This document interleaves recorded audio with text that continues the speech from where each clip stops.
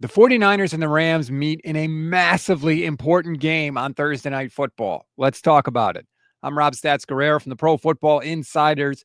San Francisco travels to LA to take on the Rams, and there is a ton on the line. First of all, for the 49ers, you are 3-1, but two of your three wins have come in the NFC West. So another victory would not only give you a leg up on the Rams in the standings, but it would also give you a leg up on everybody else in the division because you would have won at least one matchup with each of your rivals. That will be big when it comes time to decide the division leader and, of course, seeding in the NFC as well.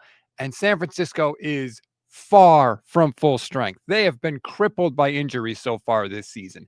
In addition to losing Brandon Aiyuk last year, who's still not back yet, they lost Nick Bosa 2 weeks ago to a torn ACL. They still don't have starting safety Malik Mustafa, who tore his ACL last year. They could be down up to 9 starters in this game, including Brock Purdy, who is questionable as of this recording, including Ricky Pearsall, who's questionable as of this recording, including wide receiver 3, Juwan Jennings, who is questionable as of this recording. So imagine if you're the 49ers right now, huge game coming up against your division rival, the Rams, on a short week, and you don't have QB1, you don't have wide receiver 1, you don't have wide receiver 2, you don't have wide receiver 3 in this game. And oh, by the way, George Kittle still can't play because he's on IR.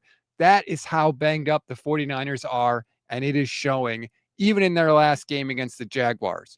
0 sacks for the 49ers defense, 0 quarterback hits. That is how desperate this defense is, or the desperate condition, I should say, of the defense.